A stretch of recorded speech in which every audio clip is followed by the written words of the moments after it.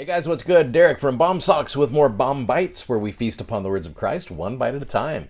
So today we're going to go 1 Samuel chapter 8, which in my opinion might be one of the biggest turning points in the history of the children of Israel. I really think this chapter, there's something about it, and you'll see why in just a second. But let me ask you this first of all. It seems like every 4 years, especially in the United States, every 4 years, people kind of lose their minds. It just happens because it's usually around this time here. We've got elections going on, right? So you got one person of a political party versus another person in another political party. And it is so crazy because having a leader is super important to people. Now, the question is, why is having a leader so important to people? I know some will say, well, it gives me someone to blame when things don't go right, which sadly that's one of the answers.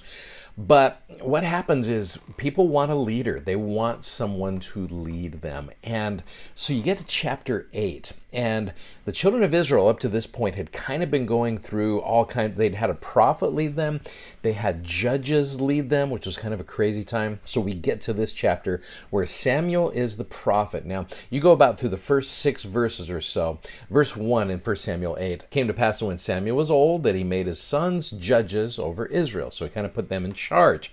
His sons, verse 3, walked not in his ways, but turned aside after lucre, so money, and they took bribes and perverted judgment. And then in verse 4, all the elders of Israel gathered themselves together. They came to Samuel. Verse 5, they said unto him, "Behold, thou art old."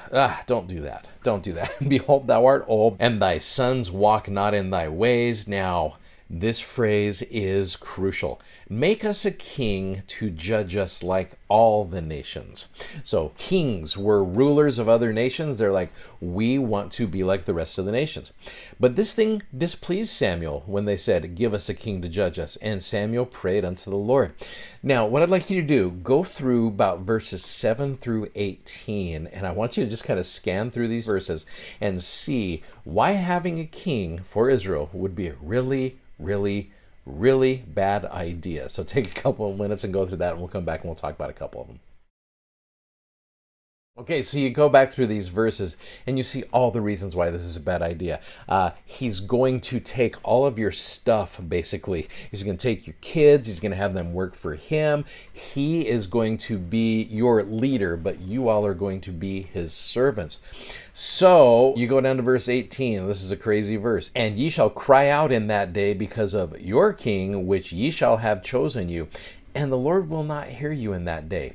Verse 19, which is, again, one of the biggest buts in the Bible. You've seen me use this phrase before. "Nevertheless, the people refused to obey the voice of Samuel, and they said, Nay, but we will have a king over us. Why? That we also may be like all the nations, that our king may judge us and go out before us and fight our battles." Now, what's interesting is Israel has had a king this whole time. In the Come Follow Me, one of the headings, it says, "Jesus Christ is my king." As you read 1 Samuel chapter 8, notice how the Lord felt about the Israelites' desire for a king other than himself. What does it mean to choose the Lord to reign over you? You might also consider ways that you're tempted to follow the unrighteous trends of the world instead of following the Lord. And how can you show that you want Jesus Christ to be your eternal king? You know, as I was reading this chapter, I was starting to think about how you look at like trends, the way the world goes. For example, let me show you a couple fashion trends here. Now, back in the 60s and 70s, you've got these beautiful things, these bright colors. You start getting into the bell bottoms and things like that there. That's awful, that's crazy. Look at the 80s right here, these neon colors. Some of you remember these well. That hair right there, all the Aquanet that was used there. You've got these guys. Here's the 90s. You've got some mullets there. You've got some great styles. You go into the early 2000s. You've got everybody just looking, good the way they did them. Now into the 2010s and the 2020s. These styles, it's like when you go back and look at your parents' yearbook pictures. You're just like, oh, what were you thinking? And the reality of it is that's just kind of the style then. And we go through these things. We cycle through them often. So the question is, if worldly styles and trends are so temporary, then why do so many people try so hard to follow them?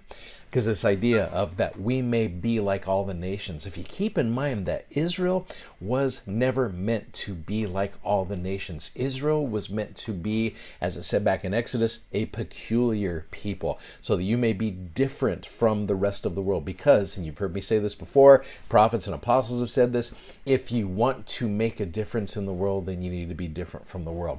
So what happens, chapter 8, sadly, Samuel heard the words of the people, he rehearsed them in the ears of the Lord, and the Lord said unto Samuel, well, hearken unto their voice, and make them a king.